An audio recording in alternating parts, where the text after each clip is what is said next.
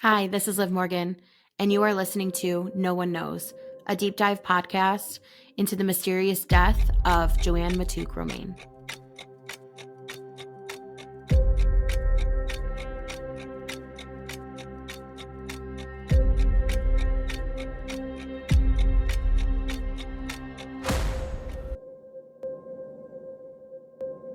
Michelle. I'm Joann's oldest daughter. I'm Kelly. I'm the middle child. And then Michael's here somewhere. Michael's here somewhere. We don't know. He's pacing around somewhere. You'll see him probably in the background at some point here. At some point. And of course, this is Liv Morgan. I'm Liv Morgan. Nice to meet you guys. Liv Morgan. Okay, so we decided to do another live. Our last one went really well, I think. We wanted to kind of just chat with people about things that are going on, and then also give you guys an opportunity to ask questions for the Q&A. So I have a ton of questions we can start with. A few, and then a few that were in the messages that I gathered as well. So for those of you that are new here, we have obviously the podcast on the mysterious death and cover-up of obviously your guys' mom, Joann. And we are here, and we are kind of unloading everything and going through and figuring out what's going on and breaking things back open. So we, through the last 17 episodes, have uncovered more evidence, released more evidence. So we're getting a lot of questions. So this is something we're probably going to want to do more often, but we'll start with the questions that we have. Yeah. And then just kind of go from there. And if you guys are on right now and you guys have questions for us, let us know. We'll answer the best we can with what we can, things like that. Okay, so first one we've got, this one I thought was funny when I saw it come in. It says, has anyone sent you a cease and desist order yet? Not yet. No, none. And we're probably not going to get one either. I know that's kind of shocking for people, and I feel like outside of this community, that would be a normal scenario, right? Like you send somebody a cease and desist, not to talk about something. Like we've mentioned many times, there's a paper trail for everything. Everything we're mentioning has gone through a court proceeding or has been brought forward as evidence. So there is a paper trail Of truth. Which is why there's no cease and desist. Yes. Right. Yeah, So a lot of people will say, well, what happened with the molestation that came forward? And it's like that individual came forward to the state police. I mean, it still happened either way. Somebody just said. I see a question right now. Is Rudy still receiving threats? I'm worried for him and for you, Liv. The answer is he is still receiving threats, but he did block all private numbers from calling his phone. So they've stopped, in that sense, because the people calling were private callers. He still has people driving past his house, though. Thank God for cameras. Yeah. Has there been a decrease in sales at Woods Wholesale Wines since the podcast started?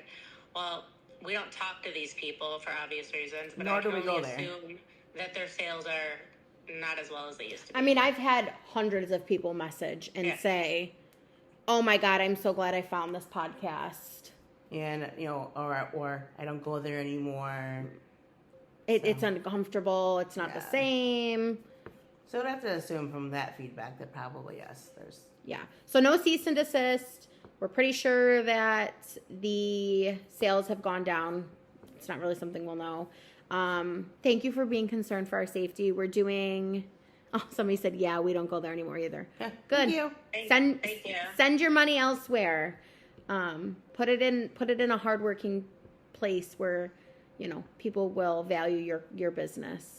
Merchants is a really good liquor store down the street, and Kelvin's a nice guy. Yeah, so go see Kelvin on the street. He's literally across the street. Great guy. And then, but thank you. We are all keeping ourselves safe, and the more that we continue to put things out, I feel like that's the safest bet, which is what we always say. We've thought about I thought about being a ghostwriter, but then I'm like, who is that protecting? it's giving them the opportunity to hurt one of us or me. So, yeah. Okay, so we have some really good questions. The next one says, what about the other two Matouk siblings? Why are they rarely ever mentioned? Which ones? So I think they're talking about Aunt Kathy. And then Rosemary. Yeah. So poor Aunt Kathy got stuck in the middle of this whole scenario. But and I think people are caught off guard by that because we've posted her affidavit before. So within the last few years, Aunt Kathy has, she was with us this entire time. So she's completely on our side with this whole deal. But last few years, has gotten dementia of sorts. So she's medically not in the best place. Yeah, I mean, she still knows everybody, and she can tell you exactly what happened. If you ask her about Mom, she'll tell you, but she's not in the best state of mind at this point. But so she's around, but we just kind of keep her guarded. And she did, she did file a very strong affidavit, telling the truth about what happened with the family dynamics, how they stole the inheritance. Billy and Rosemary, the oldest siblings, stole all of the money from the other three siblings. And the war really started in 2000 and just continued on until my mom was murdered, basically. Well, and you have to think, too, it was always like Rosemary and Bill because they had the wine store, and then Kathy was in the middle, and then it was your mom and John. Yeah. John being the youngest, your mom kind of, you guys always say he was like the fourth sibling. Your mom stuck him under her wing. Mm-hmm. So Kathy was kind of always in the middle. But I will agree, the affidavit that she put in was like, I remember reading that and I was like, oh my God. Very damning. She, like, for somebody's own sibling, she basically said in her affidavit, like, my brother Bill did it. This is why he did it. Yeah. And my sister was scared for her life. So. Yeah. So and she kept saying that Tim was behind it and that my mom told her if something happens to her, it's Tim. And she also told a dozen other people that, maybe more than a dozen other people at this point. Mm-hmm. But if somebody says, if something happens to me, look to this person, there's a reason they're saying that. So you should probably look into them. Grosse Pointe Woods. Grosse Pointe Farms. We know they're watching. Yeah. Keith Wozniak, can you call me back, please? The first one. Can you call me back, Keith? He still hasn't called back. It's been, 2 months? At least, right? Yeah. I would just love just to call back. Again, shout out to Keith Wozniak, if anybody knows him. If you see him out in public, be like, yo, did you call Liv Morgan back yet? Call Liv Morgan. We want to talk to you. I even tried to stop in to see him. He didn't want to see me. We just have a couple questions. I want to talk to you about your extended car warranty. That's what I wanted. Just saying. That's what I wanted. Okay, so next one. Are the kids close with their Uncle John?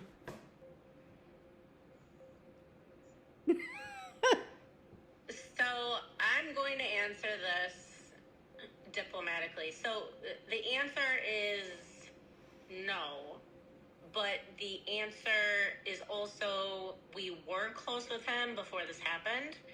And this happening really threw him over the edge. And so he's going through his own emotional struggles. And we were close with him for the sole purpose that my mom was the closest to him out of the siblings. So I think with that being said, it was just, he was always around, and we were close with him because my mom took him in as basically, like, not only her younger brother, but almost like her own child, because there was like a 15, 14-year age gap there. But then after this happened, he really lost his mind, I think, a little bit. And he's going through his own issues and emotional struggles. So we do keep our distance at this point. And Tim and Bill have also attacked him in his business. And we're going to get into that eventually, but that's a whole nother... Tim and Bill have always used John's bad business dealings as a... Excuse for why my mom was dead, but it never really made sense. No facts ever led to that. Nobody ever... Everything that was looked into, there were a few individuals that, that were odd. Yeah, but it didn't pan out for It anything. didn't make sense, though. That was just their excuse to blame him for something that didn't work. And anytime that they, one day they'll say, oh, she committed suicide, and then the next day they'll say, oh, it was John's bad dealing. Somebody says, does he feel responsible? Somebody say, does he feel responsible? I will say yes in his own sense that he wasn't able to protect her from who killed her. And we all know who killed her was, Tim Matouk. So she did mention that she was fearful, of him and, just that he had, I don't think she even told us he threatened her, but she told us that if something happens to me, look to him. And I don't think any of us really took it seriously enough to think like he would actually harm her. Yeah. But then I think after she disappeared, which is what he threatened to do to her over the phone before she disappeared, that's when we were all like, wow, we really should have paid more attention to what she was saying. So I think in all, I think he feels responsible. I think we all feel a little responsible for not, paying closer taking attention. it more seriously at the time. Yeah. Well, and I think with the John situation, like you said, I think it's just a different scenario because he's been blamed and pinned for a lot of things. For a lot of things, and Liv always feels bad for him, which is great. And I do, because I can't imagine something happened to my sibling. Yeah. But then also you get the brunt of it, and everybody's saying, "Oh, she killed herself because of you," or your bad dealings had her murdered, or it's just like. But I will say there is one thing that this will be the end of it with John. One of the first times I talked to you guys about it, Michael said that everybody was sitting at the table the next day, and you guys had a list, and you guys were going down the list, and John put his hands up, and he's like, "Listen, I've done a lot of business with people. If somebody wanted to hurt me, the best way to do it would to go after my sister." So he's like, "These are all the people I did business with." He handed everything over. Oh yeah, he was always. He had nothing to hide. Yeah. So that for you guys was like, okay. He's always been cooperative this entire time. Yeah. So we have some more questions coming in. So to Suzanne, yes, you are correct 100%. For what? What was her question? It says our group feels Tim killed her or had someone do it, and Bill knows about it. Of course. Yes. You were correct. There was one up. Can you scroll? There was a couple. We missed a couple, I think. They're asking if we did any DNA testing, fingerprinting on her purse. Not yet. We are going to actually. Because back then. We didn't think that there would still be DNA on her purse. Because a lot of people had handled it, but after talking to a lot of different people and experts, they said that there still would be DNA on it. So we are looking to get a private lab involved. Yep. We were told back then that the style of purse or the material wouldn't have fingerprinted anyway, and then it would have only been our fingerprints and a whole bunch of bullshit to go with it. So now we know better. Here's another question. Where are the feds?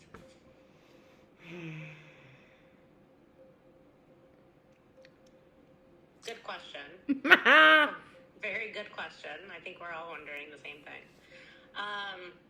Don't know, but I have a feeling that since they did just bust somebody for drugs in Grosse Pointe, they are more involved today than they probably were, a few years ago.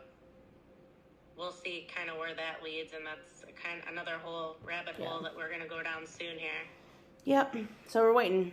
Hopefully show up sooner than later. Yeah. I don't know what to say about the feds, because at this point I'm like... We're waiting. Yeah. Someone from our group talked to Bill on Sunday at Telly's, and he got super creeped out by him.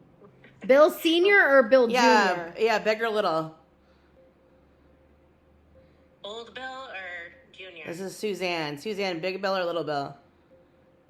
It's probably little. I don't think. I also hear that little Bill when he gets Junior. Yep, when he starts drinking, was he crying about Joann? I've heard that a few times also.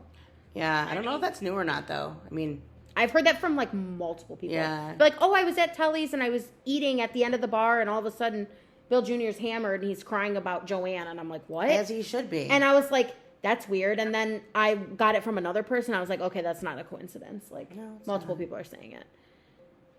Yeah, Billy Jr. is probably freaking out right now. So. I mean, if you're him.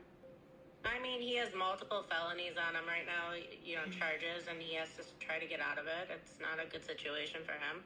Little Shouldn't Bill have is not he little. He probably shouldn't have ran into a billboard 3 times and took off. He was at Woods working the counter.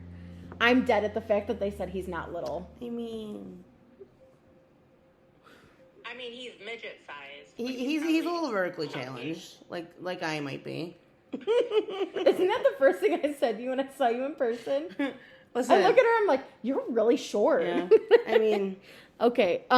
Back to this. Okay, so somebody said, can you please elaborate on the national coverage that you're talking about? Who's going to be covering what?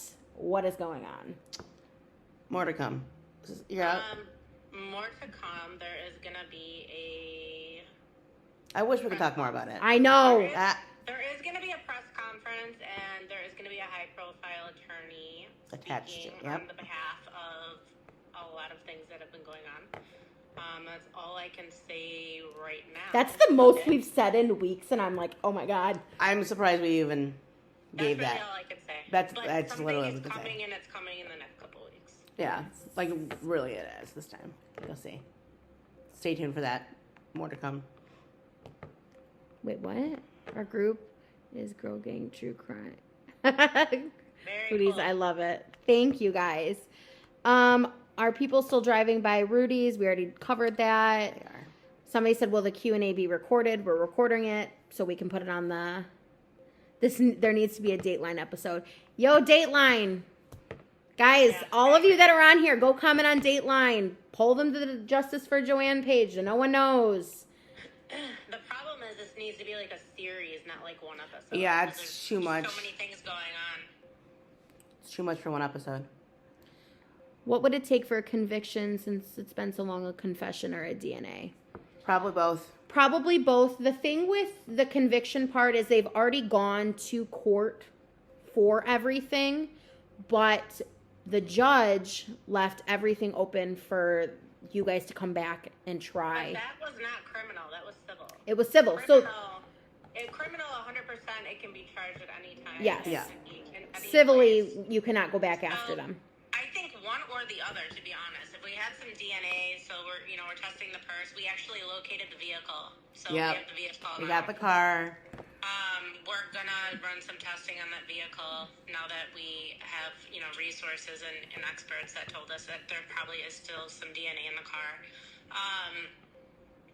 So we're I feel moving weird on some of sharing that all stuff. this. But I do think confession also could get somebody charged at this point because there is a lot of evidence to support that, certain people are Which involved. vehicle? We found the vehicle she was driving that night, Oh, so Lexus 2008 that she was driving. That was registered to Michelle.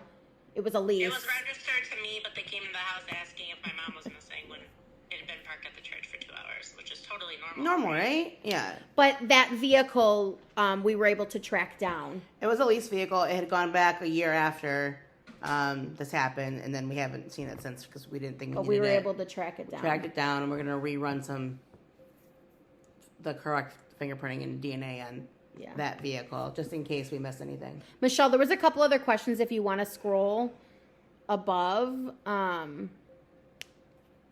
There was a few that I think we might have missed.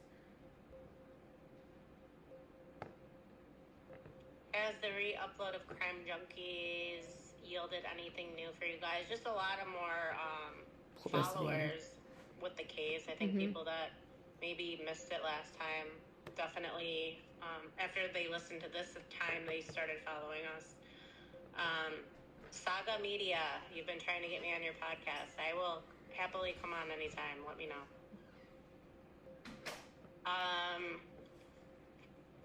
And it only had your DNA right. So the thing with the vehicle is... The DNA, so you have to understand that They took the car, they dusted it for DNA, but they didn't really dust it properly to even obtain DNA off of it. Then they came back and said, oh, the only DNA of value is that of your siblings and your mom. We didn't find any other fingerprints. But the interesting part is our fingerprints weren't on file because we didn't have government jobs. So the next question is, how would that have been possible to even match our DNA? Well, and the thing, I think what they were... They don't have our fingerprints on file. Right. So Our uncollected DNA fingerprints. Well, not only... lied to us Yes. about what they collected and what they had. I think they were trying to destroy evidence versus collect evidence. Because as I was talking to more investigators and people who are proficient in this type of line of work, they said it is like common knowledge in police practice with the type of material that the vehicle was, that you could not dust for fingerprints. You never would have found fingerprints. All it would do is destroy evidence. Yeah, you had to use a certain material. It's super glue fuming. You literally super glue the car and then... So that was like police 101, right? And so is like taking pictures of footprints. With but they a didn't scale. do any of that either. With a scale. So Yeah. we're dealing with some really competent people here. Yes. This is something that I did ask previously, and we should probably get this information. And I don't know if Scott Lewis is still on here. He may know, but it says, who performed Paul Hawk's autopsy? Was it Spitz? I don't know. No, it was Wayne County. Okay. It was Wayne County because he lived in Grosse Pointe Farms. Yeah. Okay. I did ask when I talked to his brother and he came on the pod. I wanted to look into his a little bit more. But the family is convinced that he did not die of natural causes, that something happened to him, that he was very concerned about this case and the people in the case, and that he was being threatened, that the cops were driving past his house. They had a SWAT team training outside of his house on a residential street. Yeah. He had taken pictures, emailed it to me. I had sent it over to legal. So there was just a history of him being harassed for being a witness. So we are very sad for that family, and of course for the witness that went through that. And we feel very bad that he has passed. Yeah, he was a great guy. So it's very sad. So I want to jump, since we're on the Paul Hawk thing, because somebody did ask a question. Mm-hmm. They said, so people will note. So what they've said is, why did Paul Hawk's story change? Why did the timeline change, or the daylight, or this or that, or the vehicle? Paul Hawk's story actually didn't change. Never changed once. If you read his original statement that he gave to police, he draws a flipping diagram of what he saw. I think what people get caught up on is the fact that he says, oh, it was a little bit, it wasn't quite, the sun was set, but it wasn't dusk. But we have to remember, it was also January. Yeah. So the sun started to set earlier. I can attest, like right now, it's only 9:00 and it's now dark. We're changing seasons. So I think when people are talking about his testimony and his statement, they get caught up on that small piece of evidence. But we also have to remember that the water's edge was staged, right? Yeah. So he could have seen them at the time he's saying. Mm-hmm. There's no real answer. We're never going to know that. There weren't Ring cameras. There weren't, footage of anything other than the fact of what he saw at the water's edge comparably to the other eyewitnesses in the area. They're all the same. They saw individuals at the water's edge, multiple men. Not only that, the sketches that were drawn by a retired Michigan State Police officer are like uncanny. Mm-hmm. They're identical matches to him. Yeah. So, I mean, I think the reality is... Somebody said he probably saw them staging it. Yeah. That's what I think. He was always telling the truth. He never backed down from what he saw. Ever. The cops put a narrative out that he was crazy, just like my mom was crazy. you know, they do this whole they're crazy and don't listen to them type thing. And if you put that narrative out, people believe, oh, they must have just been crazy, and they just move on with the next thing. But then when you really start adding up everything and realizing, well, she had no mental illness. You know, there's reports of Joann's doctors saying that she never had any mental illness, and Paul never had any mental illness. So where is this narrative coming from? It's coming from the cops that are covering up the crime. Yep. Mm-hmm. And I think with the biggest thing with the Paul Hawk is you guys didn't know about him at the start. Nope. You didn't know about him until a year in. He reached out to you guys and said, hey, I came forward to police. He said, whatever happened with my statement. 2 or 3 days after your mom went missing, and nobody ever reached back out to me. Nobody came and talked to me. Nobody. Nothing. And we said, who are you? He calls our lawyer's office, and we call him, and we said, who are you, and where did you come from? So that's when, 1 year later. So. Yeah, we didn't even know he existed, and then we found out a year later he existed.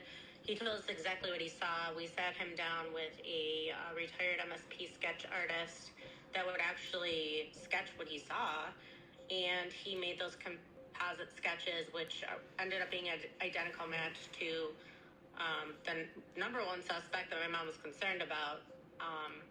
But again, the cops said that was just another coincidence. Yeah. And nobody put eyes on Bill or Tim at that time. Correct. So the time that Paul Hawk is stating that he's seeing them at the water's edge, right? Nobody knows where they are. Nobody. There's not one single piece of evidence that claims that they are accounted for. Correct. So... Well, except for Paul seeing them at the water. Exactly. Right? Yeah. And then you also, I actually was able to get in contact. Somebody reached out. They had sent me a message on here. And I told you guys, it was a young man messaged me. I think I told you the other day. He said that he worked at the academy for 25 years. Yeah. And he was there that night that they were looking for your mom. His mom was the one that saw the van that hasn't been seen since. His mom She worked in the administrative building, and he also worked there. So he goes, I remember cleaning. I'm working in this building, or doing whatever he's doing upstairs, and he's looking out and he's watching them all search. And he's like, and then my mom was the one that called and reported this suspicious vehicle. She saw a suspicious vehicle. It was a Mercedes SUV, white, backed in. Yep. She never saw that car before, never saw it again. And she also saw a suspicious man running in the cold with a scarf.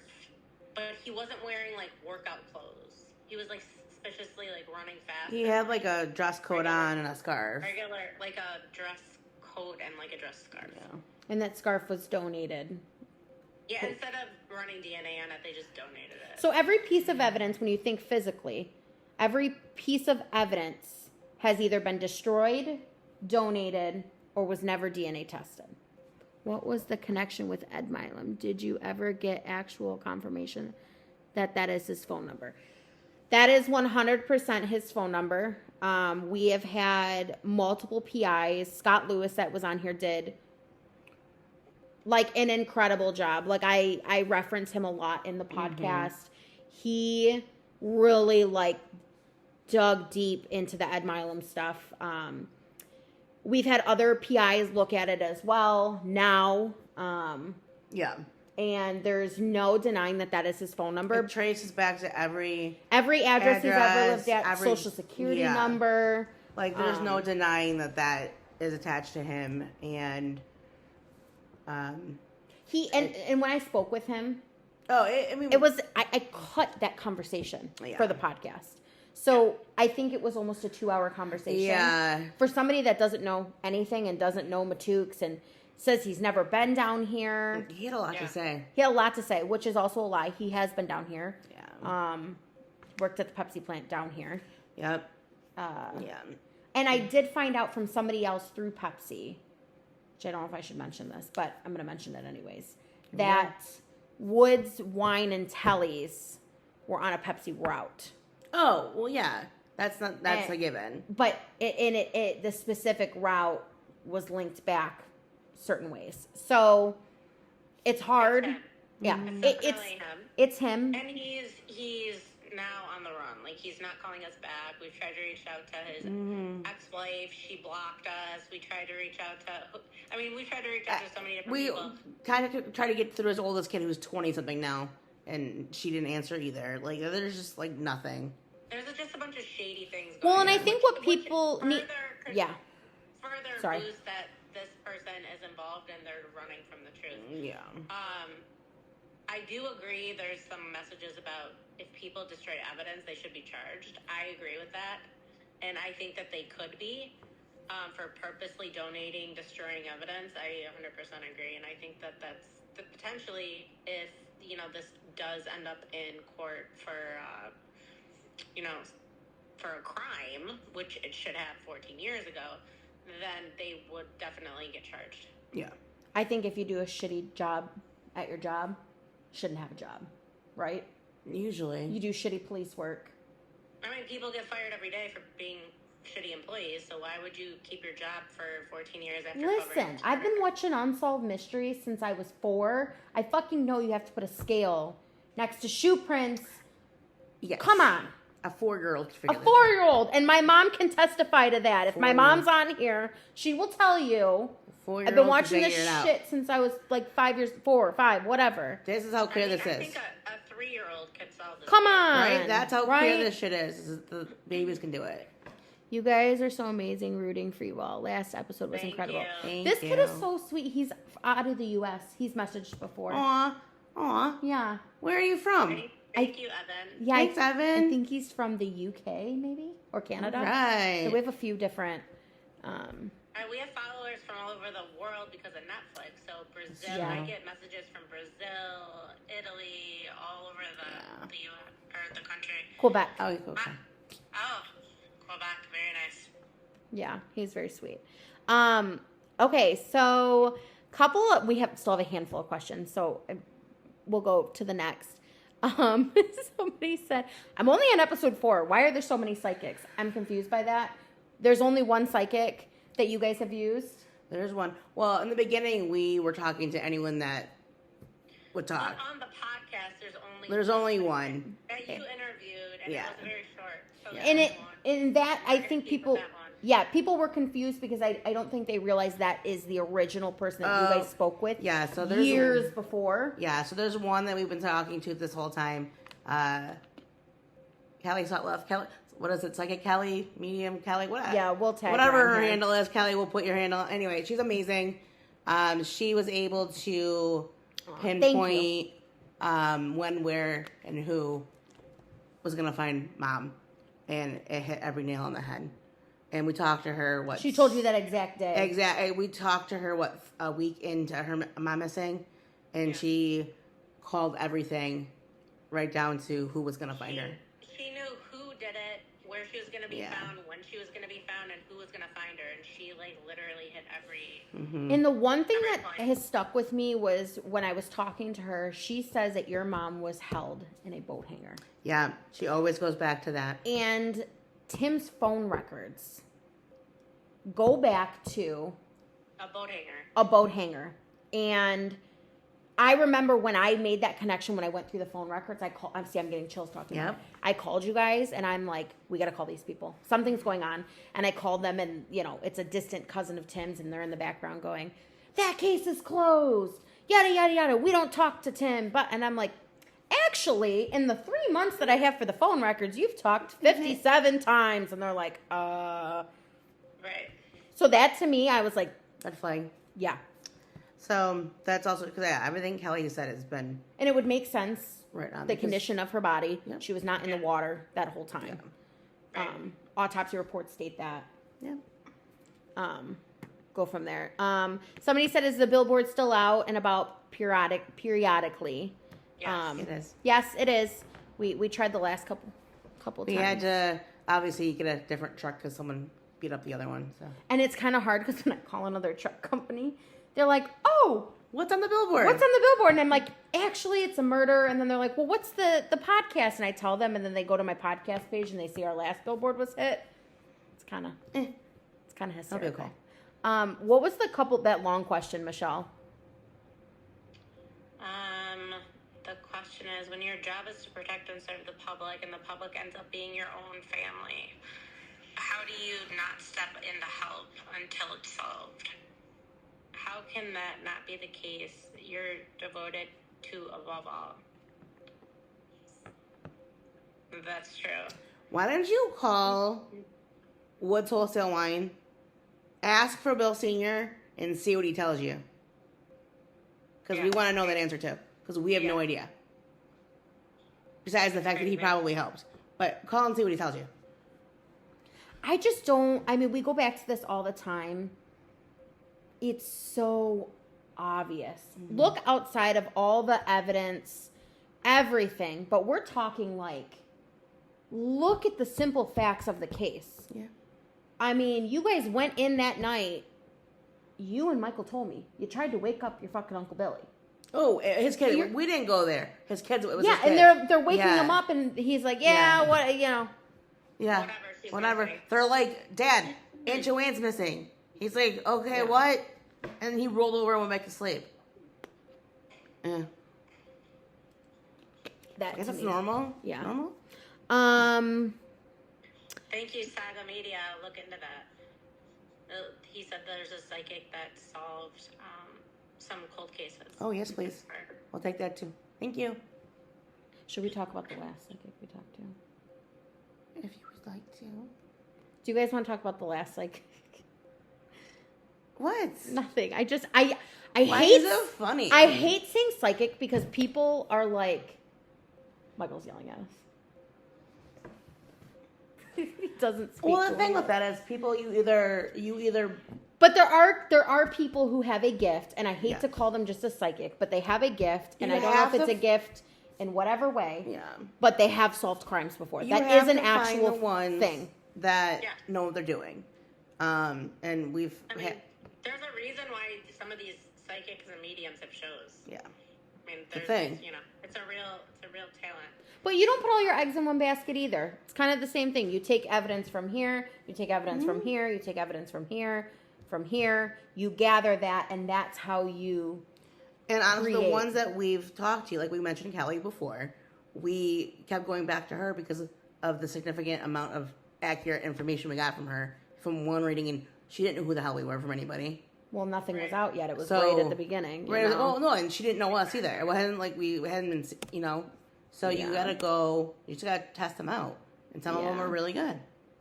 Somebody asked, "Who's the judge for Billy Jr.'s case?" I'm sure it's gonna be Coretti. I don't know who it is. I don't think we know who it is. I honestly don't know, and I don't know. I don't know. Well, I guess we'll see. Look who's on. Oh. Do you see Michelle? I can't. No. Okay. Who's on? It says who just joined. At the bottom. I can't see that. Oh, you can't see that? Okay. It says Prosecutor. Her name's Carissa. Why is it spelled like that? Because that's how it's spelled. Carissa, do you want to talk to us yet? Call Liv Morgan. She wants to talk to you. I sent her a message. If you have something to say, type it in, Carissa. Let's see.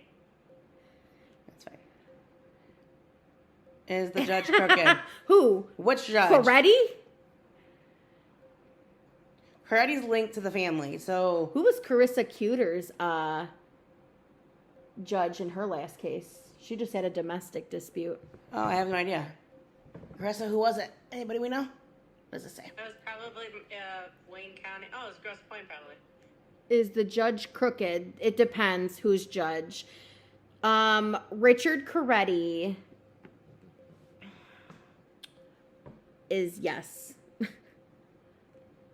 Oh, somebody said, "Come on, girl, get up on the line." Where she was found, it only is accessible by boat. How would they have crossed the border if they left her?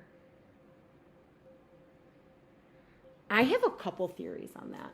Okay, go. Let's share. Okay, so read the full question though, because so everybody else can see it. I can't freaking see.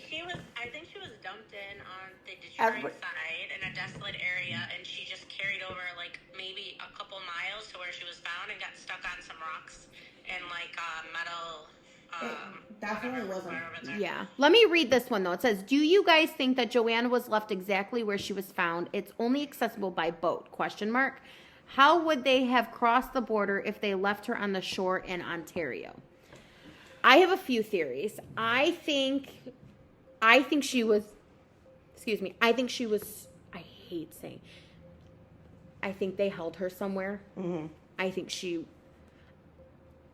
was stored somewhere. And then... A boat hangar, possibly? I do. Or a boat. And then I think from there... I don't... I think they planned to do something to her, but I don't know if I think it went haywire. So which would explain the shitty police work, the timeline discrepancies, all these issues. But... Oh, did we lose Michelle? I think that they drove her and dumped her, and like Michelle said, that she got caught because the possibility of her actually making it down that shipping channel is impossible. Like, her body would have... Every water expert is like, she did not travel more than a mile or two at the most because there was no damage. So it's not like she went on the bottom and like dragged along the bottom of the water because there was no damage to her clothing. Yeah. Like, most people, if you would have traveled where the Grosse Pointe police are saying she traveled, she probably wouldn't even had clothes left on her, right? Because she would have been stuck on rocks, and there were, all different things that she would have ran into before she got to where she was. She didn't even have a scrape on her. Yeah. Her clothes were in impeccable condition. Her shoes were. So she traveled a very short distance and got stuck where she was found. Yeah, because they did not intend for us to find her. Based on the physical evidence, that's what makes sense. And I can tell you, I mean, you guys were kind enough and you handed over everything. I've seen there's no possible way that she went the length that she did. Yeah. And like a normal person without any, I mean, I go back to the nail polish. Mm-hmm. The nail polish still in like pristine condition. Yeah. Yep. Manicure. Yep. Pedicure. Yeah. Pristine. Yep.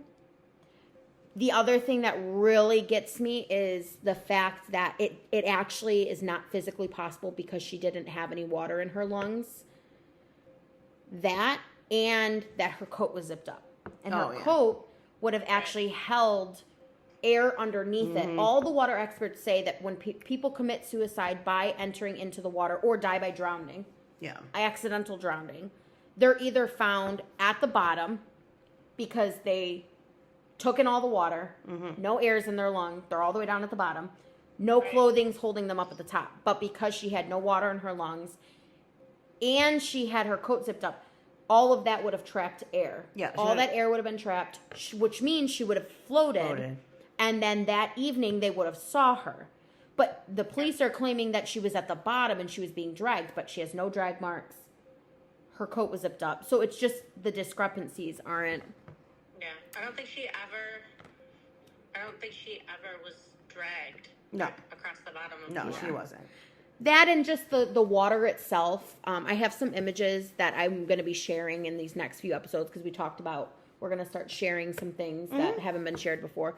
There's some images from the dive team that you guys had hired after the fact that had come out. Bill Robinette, he was on one of the first few episodes, and the images there, I think, say a lot because Grosse Pointe Woods, Grosse Pointe Farms, police records, all of that say there was this big thing of ice, and there was a hole in the ice, and there were footprints going to the water's edge, and you look at the images from these guys, and yes, there were ice chunks in the water, but there was not a clear path of frozen that you could walk out onto the water. That could have broken for her to enter, so. And then her footprints weren't not even in. There was no high heel footprint. Nope. That's a lie. There was only and if she was there, work boot type footprint, and that probably and a butt imprint or imprint. But how do you know whose that is? 10 to 12 shoe, and she had a size 5 shoe. Yep. So the whole thing's ridiculous. And then we come to find out her shoe had a very distinctive pattern on it. So it would have been that wasn't even in there either. Somebody said our group thought maybe she was held somewhere and they froze her and dumped her. Let's remember that is a possibility, especially when it comes to the freezing aspect. It was winter out. Yep. Easily. Yep. And then next question there is someone, I guess just a statement. Someone at some point would have spotted her in the water. Yeah, they would have. If she went in there, they would have found her immediately. They searched for days after too. Well, and it goes back to water and air current. Yeah. So the water and air current at that time was like slim to none. Like there was actually none. So for her to move at this pace that the police are saying she moved at, and then all of a sudden they've got these helicopters, it's just not possible. The science doesn't science. So, well, right. Like, Make it make sense. Yeah. Was the store ever looked at after the crime? Are there freezers there? I don't know. That's a good question. I don't know anything. I don't think they'd be that stupid to hold her there. I mean, I don't think they did, but I don't even. We're not dealing with the smartest caliber of people, so there's a possibility. It's a great possibility. Actually, a good question. Yeah. Yeah, we should. Yeah, we should look into that. Okay.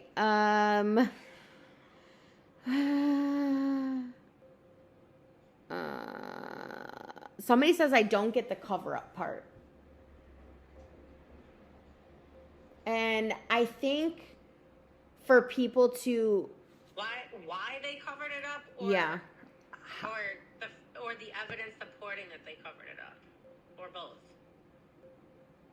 Right, like what's? I think it's more that people can't comprehend the idea that somebody would be murdered to cover up something. I think it's like a lack of comprehension. And I think for you guys, like living in this community, you're like, oh yeah, there's a bunch of shady fucking people. We've lived here our whole life, yada, yada. For me, I didn't grow up in this community. You look at it and you go, holy shit.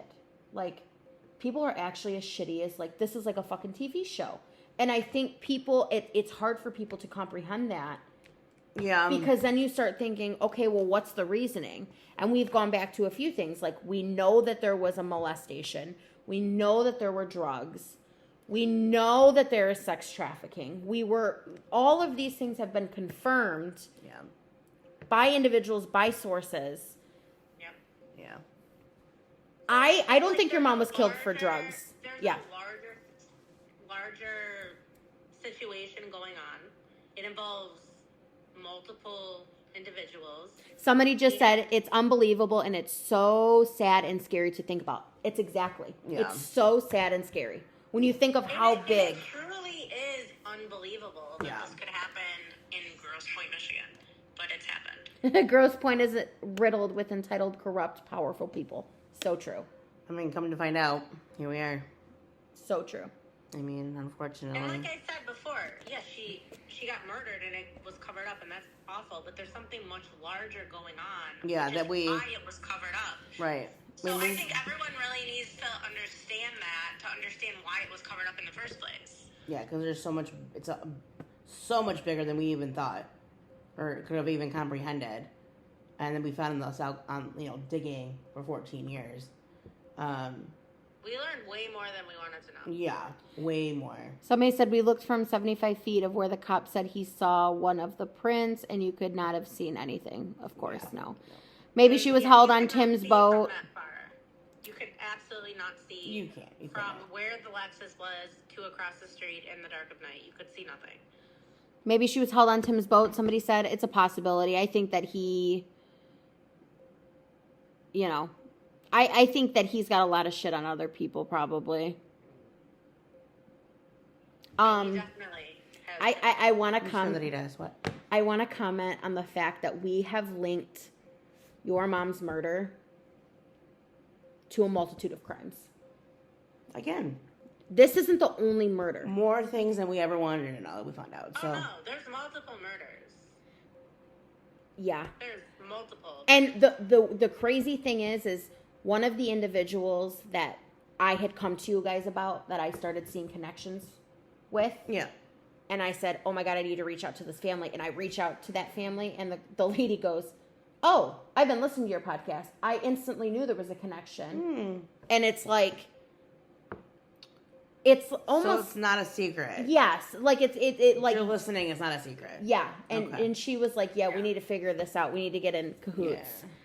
Yeah. Somebody said, how were you able to get the news to cover the billboard incident? Do you think the media coverage is the only reason he was finally arrested? It was persistence on our end, and because we got Persistence and paper trail Yeah. will get you a lot of places. what We you need. We literally called, Every single day. almost every single day for what was it, 7 weeks? I'm Just 100% sure that when Grosse Pointe didn't arrest him on the spot, when they should have, they were going to bury it. Yeah. And then there was constant attention on it from the podcast, from other people calling in. Then, local news, got on top of it. And there was pressure. So then they passed it over to Wayne County, and then Wayne County definitely was going to bury it. But then they were getting constant phone calls from the podcast, calls from the news media, and they were forced to have to turn it over to somewhere else. Yeah. And then that left, then I went to the AG's office, and they were getting bombarded with calls from the podcast and from local news media and from other people in the community. And that forced them to have to pass it to somebody that could actually charge the case. Yeah. So, yes, I do think that it was the pressure that actually made something happen. Otherwise, it would have been buried. Yeah. Like everything else. Mm-hmm. Yep. That, and I want to note for a second, Billy went on his Snapchat and literally said, Wayne County doesn't want anything to do with this fraudulent case. Right. Fraudulent case. Yeah. Somebody said I live in... Like it's some joke that he smashed into a billboard 3 times and took off. Yeah, that's... Somebody said I live in Grosse Pointe. It's unlike any other place I've ever lived in Michigan. Hell yeah, I'm not from here. I don't live here now. I'll never live here. But like I'm... I was very naive walking into this on how connected Grosse Pointe was. And I will be the first to admit that I was super naive. Bubble. Stop bubble. Very, very. Somebody said, why hasn't the Coast Guard times different from the police times been in question, and they're also a federal agency? They were in question. It was all part of our lawsuit. Yeah, but I think the Coast Guard wasn't The in Coast on Guard it. matched. Your guys's. Yes. The Coast Guard wasn't in. The Coast Guard got punked by Tim Matouk, and I do believe that Tim Matouk was the person that contacted the Coast Guard. Yeah. I think he walked in. Yep. Because there's a Coast Guard stand, or not stand. What do you call it? There's a Coast In Guard St. Clair post. Shores. Right And over here. in the document, it states individual right by his house at 5:00. Next of kin of Joann Matouk Romain came in or called. I don't know if it says came in or called. I'd have to. But And said she was missing. But you guys were still in court at 5:00. correct. Right. What? So It was an entire false report. they're False punked by a narrative kindergartner. given to the Coast Guard. But there is a Coast Guard post right by his house, so he wouldn't have had to go far. Yeah. Somebody says, I think people don't understand what benefit the Grosse Pointe police have of covering this up. So many things. Think of kickbacks. I'm just going to say, this one thing, one person, and then I think everyone will understand what's going on.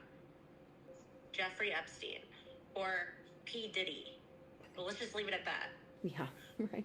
Just saying. Was the woman reported missing before Joann ever confirmed to be real, or was just the police department? What? Was the woman reported missing before Joann ever confirmed to be real? No, there was no other individual who walked into the lake. There was no other individual. There was nothing. Yeah, that was all false. There was no missing No report, person. Nothing. No one was ever in the water. Nope. Nobody goes walking into a foot of water ever in their life. Pop, pop, little bubble. Mm-hmm. That's cute. I like it. Okay, so we have a few more that I put in here that people sent us messages. Somebody asked how I got involved with this. Well, Morgan. Why don't you explain that, Michelle? I mean, I had got a few emails from Liv back almost a year ago. It was December of last year. I don't know. I get emails and calls all the time for people that want to do podcasts and So, shows and all kinds of stuff. But for whatever reason, I was like, I'm just going to call her back or, message her back. And then we just started talking. I don't know. I just had a good energy about it. So I was like, you know what? If you want to do it, go for it. Yeah. It was just a fluke. Yep. No, literally was a fluke. Basically. And I think, Liv, you can talk a little bit more about, like, what made you reach out. Yeah. So I'm not going to list what I do in my day job, but You mean you don't solve murders all the time? No. Okay. I have a day job. And I just kept having weird instances where like I said, I'm not from this area. I'm not from near this area at all. I kept having weird instances where somebody I knew was talking about the case, right? So somebody would be like, oh, I remember specifically I was sitting at a table and the gentleman next to me, we were talking about what we do. And he's like, oh, I'm an officer in Grosse Pointe woods or farms. And I was like, oh. I was like, I think it was around the same time your guys' mom Unsolved Mystery came out. And I was like, oh, what do you think about the Unsolved Mystery? He said, oh, the family's fucking crazy. And I was like, We're always crazy. I'm like, that's weird. And then I was at a wedding at the church, and I just had like this awful feeling in my stomach the whole time.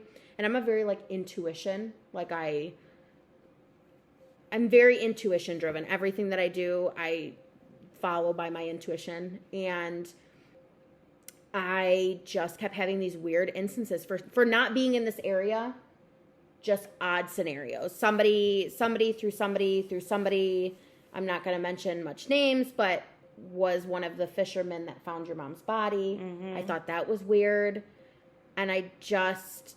So she was constantly linked back to the case for whatever reason. And I've listened to true crime. So when she was sitting next to the officer, that's what pushed her to email us. Yeah. And say, hey, I want to dig into this. So it was probably 10 to 15 different scenarios where it came back to. Yeah.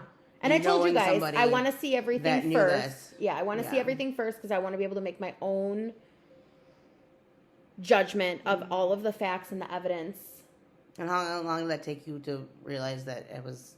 Oh, I mean, you guys sent everything over, and I think it was like 2 weeks, and I was like, what the fuck? Because that's how long it took me to really go through everything. And like, once I started calling people and just like the odd scenarios, and then I always say, I'm like, I'm meant to be here. Mm-hmm.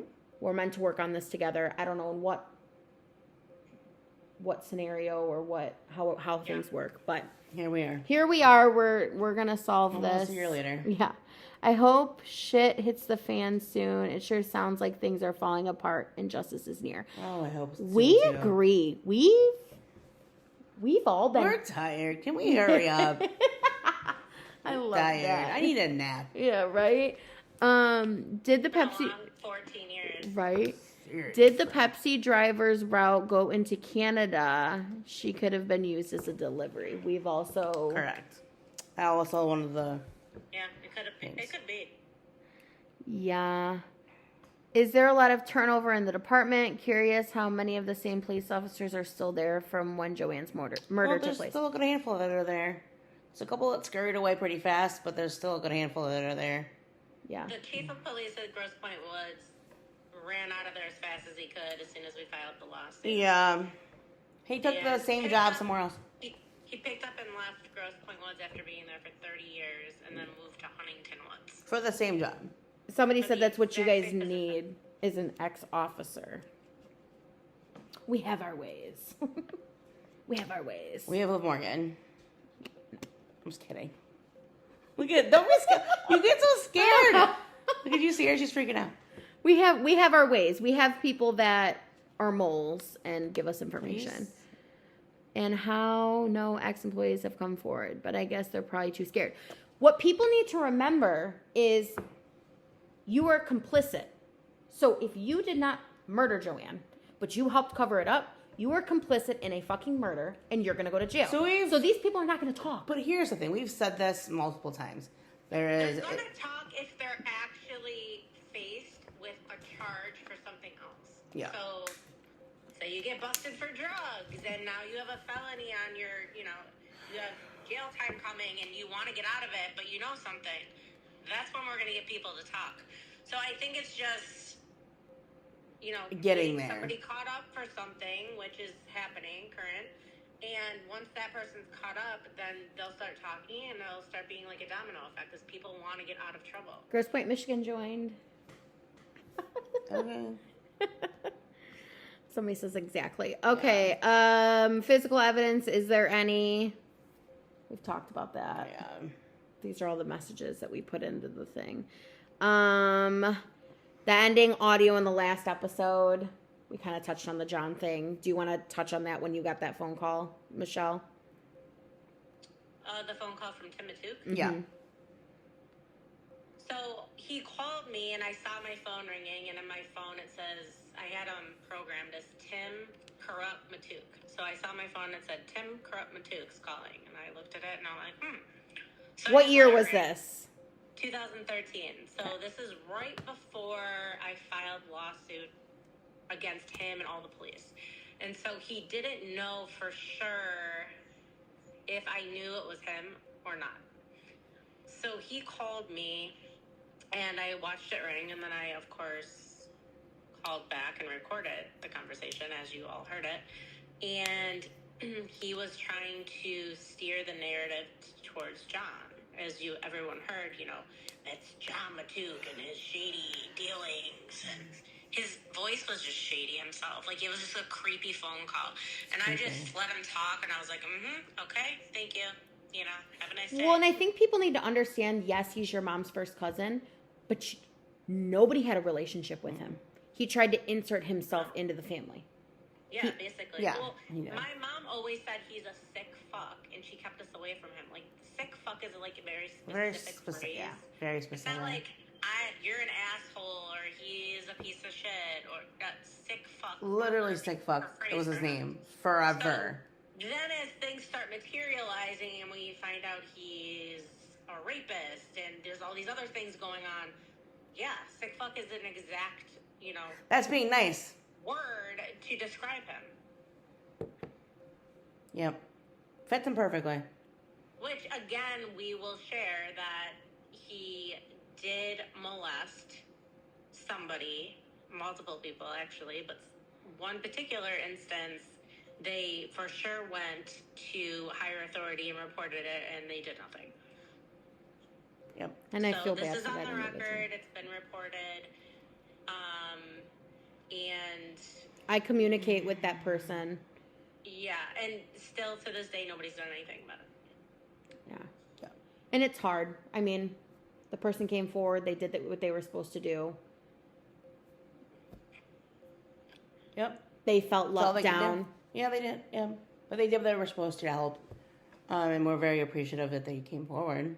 It's Yeah. just a very sick world that he's still walking around. That's Yeah. all I can say right now. The more we find out, the more it's very disturbing. Also, the fact that he should be retired by now and he's still working. The cover is on tracks. Mm-hmm. He wants to He keep doesn't- that badge in power. Yep. If he doesn't have the authority to back him up to protect his own ass, what is he going to do? Yeah. I think that's everything that we have. I mean, if anybody has any more questions, I'm trying to make sure. I'm trying to think. I think we got all these. Yeah, we've kind of gone all over everything. Yeah, I mean, if you guys have any other questions, send them now. Or But I just think, we end it with there's something much larger going on. And that's why all of this happened, and that's why it was covered up. And I think people are starting to get in trouble more and more for larger, organized crime things. And I think publicly people understand now, this could actually happen. And there's politicians involved, and there's cops involved, and there's all kinds of stuff involved. So this is kind of what we're looking at just in Grosse Pointe, Michigan versus, wherever else we've seen it happen. But that's all I can really say right now, but that's what it is. That's where we're at, and there's a much larger piece. And, I think eventually it will all come out. yeah. So we will continue to push, continue to uncover, and go from there. Yep. But it's working. All of this is working, right? Yeah, no, absolutely. I mean, Podcast is working. Continue to share the story, share the podcast. I'm just gonna keep it out there. That's how it's. Keep love the calling, writing perseverance. letters. Everything that you're doing is actually really working, and it's putting the pressure that's needed to solve the case. Oh, everybody says, yeah, don't stop. Love the perseverance. Thank you so much for doing this. You hear about cases all the time that are solved decades later, so don't lose hope. The dedication you all have is admirable. I always say, there's no expiration date on justice. No. There's not. Amen to that. And that's what we're here for, is the justice and the voice for the voiceless, right? That's us. Here we are. Aw. All right, guys. Trying to see. I think Perfect. We're good. Yeah, We're good. we're good. Okay. We'll leave you guys to it. And if you guys have any other questions, email us, Yeah, comment. but more to come the next couple weeks. Going to be a good couple of weeks coming ahead, and then we'll be able to share more information. Yeah, you will. Oh, the last one. There have been a lot of cases lately arrested in trafficking rings and child sex crime rings. Makes you wonder if he wasn't doing something like this. I'm just going to nod. Tune in a couple of weeks. Yes. All right. Lots of evidence. It's been really interesting, and we've really uncovered things that we never wanted to know, but unfortunately we had to find out to be able to come to a conclusion as to what happened. Somebody with the eyeballs. I will say, if you don't understand the concept of sex trafficking and how it works, go watch the movie Sound of Freedom. Yeah. I watched it. If you can sit through it. If you can say, it's very hard to stomach. But it will explain a lot of things. It will understand. It will make you further understand how drug trafficking, sex trafficking, child sex trafficking, pornography, all of things occur in normal communities, and how it's happening around you, truthfully. And it will put you. It's like giving me chills talking about it, because it just is so sick. Right. Yeah. But it will make you more aware of the things that are around you, and what's going on, and how you can keep your kids and the ones in yourself safe, and all of that. So, all right, so we'll be back in a few weeks. Yeah. with Stay another tuned. live, We dropped a couple things today. Hopefully people Yeah, for sure. paid attention. But All right. okay, awesome. Thanks, guys. We dropped a few clues. Yeah. All right. See you soon. Okay. Bye.